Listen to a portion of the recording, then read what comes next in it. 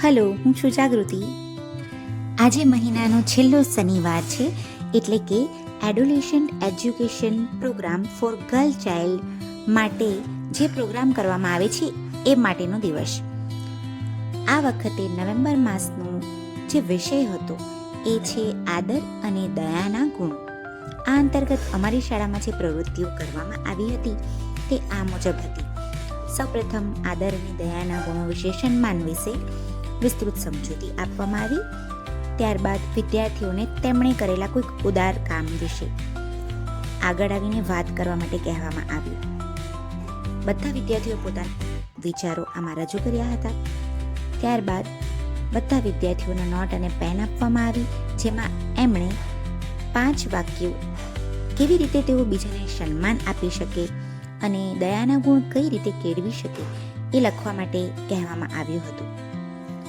ત્યારબાદ ચિત્રો દ્વારા સમજૂતી આપવામાં આવી હતી કે કયા ચિત્રમાં કયો ગુણ બતાવે છે.